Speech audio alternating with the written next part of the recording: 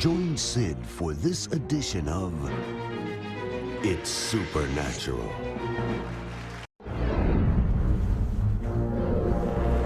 Mon invité a prié pour un homme sans yeux. Je sais que c'est un peu incroyable, mais les globes oculaires se sont formés instantanément. Join Sid on this edition of It's Supernatural. Bonjour, c'est Trot ici. Bienvenue dans mon monde où il est naturellement surnaturel. Mon invité, Chad Denman, peut-être avez-vous vu l'émission où j'ai interviewé son père, Kevin. Eh bien, Kevin a dit qu'il pouvait encadrer n'importe qui pour passer dans le surnaturel. Et quelle meilleure preuve que son fils Chad. Mais Chad, en tant qu'enfant de pasteur, vous n'avez pas aimé ça.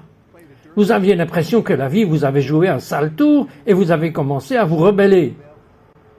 Oui, j'avais l'impression d'être né dans ce style de vie et ce n'était pas vraiment ma décision. Donc j'étais vraiment en colère contre Dieu et contre mes parents.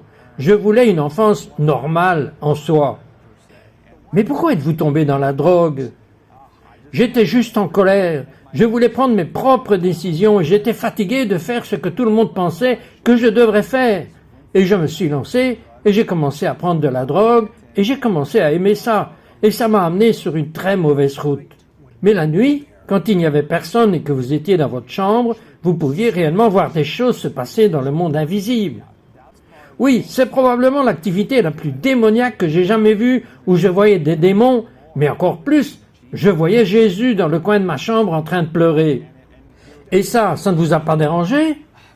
Pendant un moment, mais ensuite, c'était juste comme « Non, c'est ce que je fais, je prends mes propres décisions, j'étais juste en rébellion. » Et puis, il vous a dit que vous aviez... En fait, il est venu vous parler et il vous a donné le choix. Oui, il a dit « Tu peux être mon meilleur ami ou je vais te livrer à Satan. » Et je me suis dit « Waouh, mon Dieu !» J'ai dit « Ok, je sais que tu es le seul chemin et je veux que tu sois mon meilleur ami. » Et je savais ce que cela signifiait, que si j'étais livré à Satan, ma couverture de protection allait être levée et Satan allait me tuer. Alors, qu'avez-vous fait? J'ai dit, Jésus, je veux que tu sois mon meilleur ami.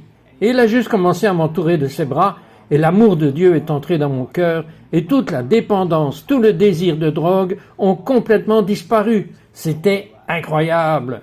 Mais ce qui est encore plus incroyable, c'est qu'il pouvait avoir une expérience comme celle-là en étant dans une maison où son père est pasteur. Mais s'est impliqué avec une jeune femme et vous avez été impliqué dans des choses dans lesquelles vous n'auriez pas dû être impliqué. Juste à 15 ans. Et puis il a décidé de vous quitter. Qu'est-ce qui s'est passé? Eh bien, c'était probablement la seule fois de ma vie où j'étais vraiment déprimé et je ne savais pas que j'avais mis toute mon attention sur elle et elle m'a largué. Et je ne savais pas quoi faire. Je n'étais pas dans une bonne situation. Et vos parents étaient très contrariés par ce qui se passait. Et vous avez commencé à boire et à faire des choses que vous ne devriez pas faire. Et ils vous ont forcé à aller là-bas. Il y avait une église appelée Brownsville, à Pensacola, en Floride, où la présence de Dieu s'est manifestée. Et les gens ont vu leur vie transformée. C'était donc une sorte de dernier espoir. Ils ont envoyé Chad là-bas. Et pourquoi y êtes-vous allé? Eh bien, je suis juste entré dans ma chambre et ma mère m'a dit « Fais tes valises, nous allons t'emmener à l'aéroport. Tu vas à cette conférence de jeunes. » J'ai dit « Mais que se passe-t-il là-bas? Je ne connais pas ces gens. » Elle m'a dit « Tu apprendras à les connaître lorsque tu monteras dans l'avion avec eux à l'aéroport. » Alors j'y suis allé et Dieu m'a rencontré là-bas. J'ai commencé à pleurer. J'ai juste senti le Saint-Esprit venir dans ma vie et j'ai pleuré pendant des heures et des heures. Mais vous n'alliez pas là pour qu'il se passe quelque chose. Non, je ne m'attendais pas à ce qu'il se passe quelque chose. Mes parents m'avaient juste dit « Hé, tu vas y aller !» C'était comme un dernier effort pour voir ma vie complètement changer. Et j'y suis allé et Dieu m'a complètement touché. Il l'a tellement touché qu'il est retourné à son école et à ses anciens amis. Et que s'est-il passé à l'école? Eh bien, nous avons commencé juste un groupe pour se réunir pendant le déjeuner et les gens ont commencé à être sauvés. Vous savez, c'était ça normalement. Il y avait environ 20 personnes qui se présentaient sur le campus du lycée et qui disaient « Eh, nous aimons Dieu !» Mais cela a commencé à se produire et nous avons commencé à voir des centaines de personnes se présenter au déjeuner pour prier et demander à Dieu de venir pendant le déjeuner. Ils venaient au Seigneur Mais les gens, étaient-ils guéris? Oui, il n'y avait pas tellement de guérison en fait, mais beaucoup de gens étaient sauvés et transformés. Nous avions des réunions de prière tard dans la nuit et c'était une période phénoménale. Eh bien, ce qui est si incroyable pour moi, ce sont les miracles que Chad a vécus. Donnez-moi juste un aperçu quand vous êtes allé en Indonésie. Que s'est-il passé? Eh bien, je suis allé en Indonésie et j'étais tellement fatigué de lire dans la Bible à propos du Dieu de David, le Dieu de Daniel, le Dieu de Josué, que je voulais connaître le Dieu de Tchad. Je voulais le Dieu dont j'ai lu dans la Bible qu'il pouvait devenir tangible dans ma vie. Et donc j'ai dit, ok, où se trouve la pire persécution au monde? Et j'ai vu que c'était en Indonésie. Et donc j'y suis allé. J'avais 20 ans et j'ai tout vendu. Et j'y suis allé et j'ai juste dit, Dieu, montre-toi. Et donc j'étais dans ce petit village et nous avons décidé de laver les pieds de tout le monde. Et pendant que nous lavions les pieds de tout le monde, toutes ces personnes ont commencé à être guéries. Et nous parlions de guérison, de cécité, de surdité, d'arthrite à travers leur corps. Et j'ai commencé à voir Dieu apparaître et j'ai commencé à découvrir pourquoi j'étais en vie. Et vous? Il est temps pour vous de discerner pourquoi vous êtes en vie. Son père a écrit un livre parce qu'il a une telle passion pour que tout le monde soit normal. Je suis juste en train de vibrer concernant ce livre. Et son père, Kevin Denmon, forme des jeunes plus âgés. Peu importe votre âge, il est temps pour vous d'être normal. Quand nous reviendrons, je découvrirai les exploits d'un jeune homme normal. Ne partez pas, nous revenons tout de suite. We'll be right back to It's Supernatural. Mes amis, quelque chose, c'est terrible, terrible. Je le dis parce que j'ai entendu il y a quelques jours, 2 ou 3 jours, un cours, une intervention sur YouTube. Vous pouvez la voir, mais je ne me rappelle plus du titre, où Israël est en train de croire que le Messie est arrivé. Et ils sont des milliers, des milliers. Je ne me moque pas d'eux parce qu'ils cherchent, mais j'ai trouvé ça terrible. Et ils disent, nous l'avons vu, et ils voient cet homme que je ne connais pas, il l'embrasse, il lui embrasse ses mains, il dit, c'est lui, c'est le Messie, il est arrivé, c'est lui, mais Dieu ne lui a pas encore révélé qu'il était le Messie. Mes amis, quand je parle de ça, c'est pas de la moquerie. Simplement, c'est un cri qui dit à l'Israël d'en bas, arrête de chercher l'Israël d'en haut dans les œuvres d'en bas. C'est pas là que ça se trouve. We now return to It's Supernatural. Bonjour, c'est Trott ici avec Chad Denmon. Et Chad sortait avec une jeune femme et elle l'a laissé tomber.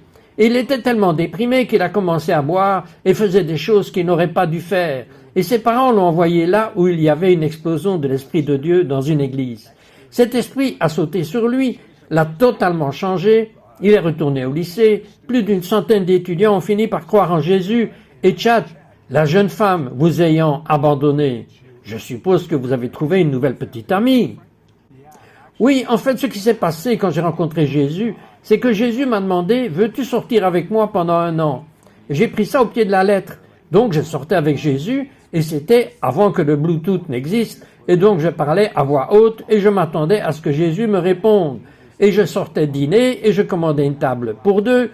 Et il disait « Ok, mais où est l'autre membre de votre groupe ?» Et je disais « Il est ici, avec moi. » Et je commandais 2 repas. Vous commandiez 2 repas?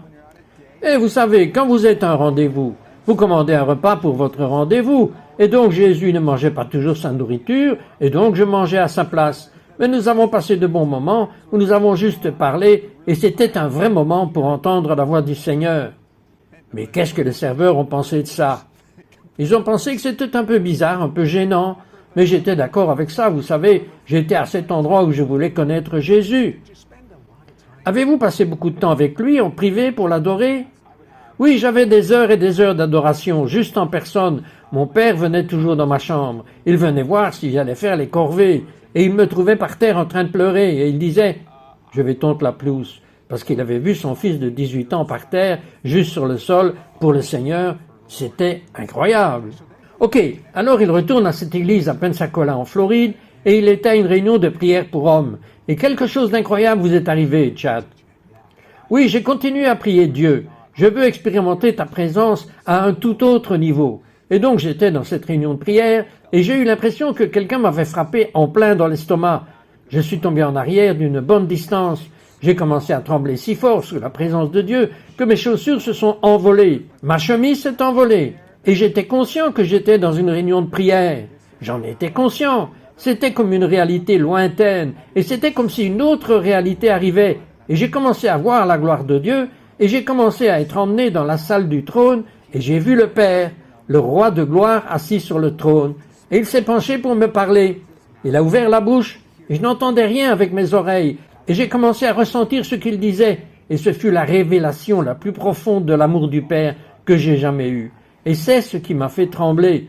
Alors que je ressentais juste les vagues et les vagues de l'amour du Père, et cette expérience s'est produite pendant plus de 14 heures. C'était incroyable. Ça a l'air tellement merveilleux. Oui, c'est vraiment le cas. Et je comprends que même aujourd'hui, lorsque vous vous en souvenez et y pensez, vous vous retrouvez en train de vous prélasser dans l'amour du Père. Eh bien, c'est la clé. Vous pouvez expérimenter l'amour du Père chaque jour, et il est essentiel que vous ayez l'amour du Père qui coule dans votre vie. Si vous voulez vivre dans le surnaturel, vous devez avoir l'amour du Père qui coule dans votre vie. Jésus avait besoin de l'amour du Père. À combien plus forte raison avons-nous besoin de l'amour du Père? Et les miracles, je veux dire littéralement des globes oculaires qui se matérialisent. Parlez-moi de cet homme qui est tombé de 3 étages. Oui, il y avait un homme en Nouvelle-Zélande, il est tombé de 3 étages il y a 2 ans, et il était tombé à travers un toit en verre. Il est mort, les ambulanciers l'ont ramené à la vie, mais ils ont dû faire une opération chirurgicale où ils ont enlevé son mollet et son tendon d'Achille. Et il n'avait plus aucune sensation à partir de sa rotule vers le bas. Et donc j'ai prié pour lui. Sa femme était là, j'ai prié pour lui, et la première chose que j'ai demandé, c'est « Qu'est-ce que vous ne pouvez pas faire ?» Il a dit « Je ne peux pas toucher mes talons au sol. » Et nous avons dit « Eh bien, regardez ça. » Après avoir prié, il a posé son talon sur le sol et il a dit « Je ne pouvais pas faire ça avant. » J'ai dit « Eh bien, quoi d'autre ?» Il a dit « Je n'ai aucune sensation de ma rotule vers le bas. » Alors j'ai dit « Oh, vous ne sentiez pas ça ?» Et j'ai commencé à toucher et à appuyer sur son pied. Il a dit « Oui, je ne pouvais pas sentir ça. » Et j'ai dit « Eh bien, quoi d'autre ?» Il a dit « Eh bien, quand je me suis réveillé ce matin, j'ai dit à Dieu « Ce serait génial si je pouvais courir aujourd'hui. » Il pouvait à peine marcher. Et j'ai dit « Eh bien, courons. » Et donc j'ai attrapé sa main et nous avons commencé à courir. Et en fait, il courait aussi vite que moi. C'était incroyable. Eh bien, je vais vous dire, c'est normal. Regardons ce qui s'est passé réellement. Your heel wouldn't touch the floor when you came up here. And now it's touching the floor. Yep. Come on, Jesus.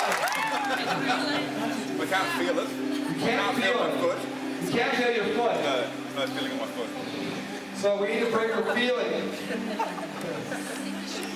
You can't feel that, is that correct?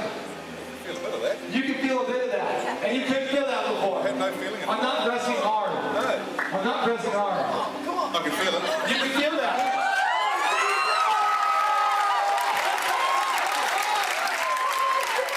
Awesome. Is there any other thing that you couldn't do before and we can test it out? I can't run. You can't run. Can now. Okay. Well, come on, get up there. Okay, let's check it out. Yeah, no, I'll run with you, man.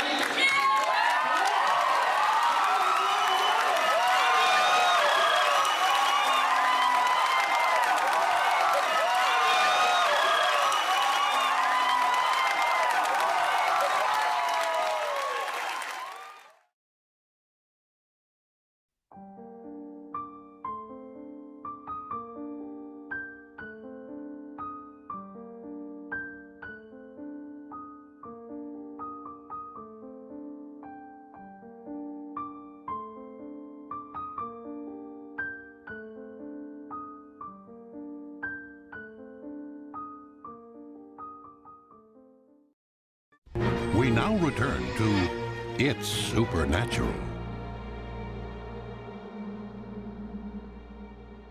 Bonjour, c'est Trott ici avec Chad Denman. Et Chad, vous savez que votre père a, et j'utilise le mot chutzpah, c'est un mot hébreu, cela signifie avoir du culot. Quoi? Vous avez du culot aussi. Parlez-moi de cette chose dans la guérison sur l'île Thème. Oui, eh bien, père comme fils, j'avais juste faim des dons. Donc nous sommes toujours guidés par l'esprit, mais j'étais guidé par mon estomac. C'est ce qu'il me semble. Alors je suis entré et on nous a donné le feu vert. Si je voyais quelqu'un qui a un plâtre ou un appareil orthopédique, je vais prier pour lui. Et j'ai vu cette dame avec des appareils auditifs. Alors je me suis approché d'elle et je lui ai dit « Hé, puis-je prier pour vous? Je sais que vous avez des appareils auditifs. » Elle était sourde à 95% depuis plus de 30 ans. Et donc je lui ai fait retirer son appareil pour que nous puissions voir quand Dieu se montre. Et j'ai commencé à prier une simple prière. Et j'ai dit « Ok, maintenant, testez-le. Répétez juste après moi. Éloignez-vous d'environ 30 pieds. » Et la caissière, qui avait une vingtaine d'années, a dit qu'elle ne pouvait plus m'entendre. Et donc la dame qui était sourde à plus de 95% a dit qu'elle entendait mieux maintenant que vous, la caissière. La caissière a commencé à pleurer, j'ai commencé à pleurer, puis j'ai commencé à recevoir des paroles de connaissance pour d'autres personnes dans l'épicerie. J'ai donc demandé à la caissière « Et est-ce que je peux partager ce que Dieu veut faire d'autre dans l'épicerie, dans les haut-parleurs ?» Alors j'ai dit « Attention à tous les acheteurs !» J'ai commencé à crier des paroles de connaissance. « Ils vous ont laissé faire ça ?» Oui, ils m'ont laissé faire ça. Je veux dire, cette caissière pleurait en disant « Et c'est Dieu, bien sûr, oui !» Et donc j'ai juste commencé à crier des paroles de connaissance.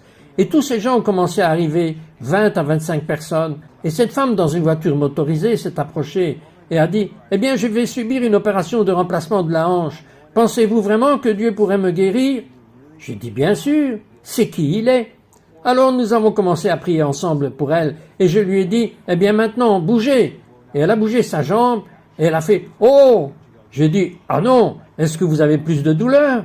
Elle a dit « Je ne pouvais pas faire ça avant, sans douleur. » Et j'ai dit « Je vais faire quelque chose. » Et elle a sauté du fauteuil roulant et elle a commencé à courir en criant « Je suis guérie, je suis complètement guérie !»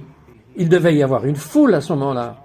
Oh oui, et maintenant cet homme a sauté et a dit « Nous avons prié pour mon syndrome du canal carpien, priez pour mon poignet. » Et j'ai donc commencé à prier pour lui. Il a bougé et il était complètement guéri.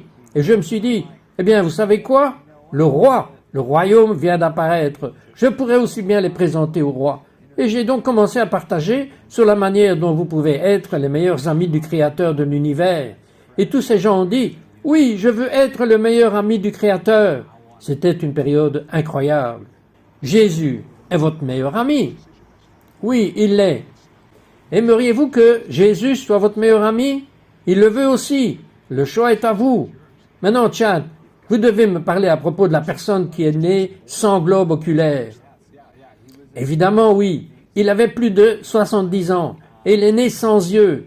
Et donc moi et quelques autres amis avons prié pour lui pendant un bon bout de temps, pendant environ 20 minutes. Et c'était un bon moment pour nous, parce que nous nous attendions à ce que Dieu se manifeste lorsque nous le demandons. Et donc il n'avait jamais ouvert ses paupières auparavant par ses propres moyens, et après environ 20 minutes, il a ouvert ses paupières pour la première fois de sa vie. Alors nous avons remercié Dieu, et puis nous avons prié à nouveau pour qu'il ouvre les yeux. Et il avait les yeux bleus, ce qui pour un Indien n'est pas fréquent.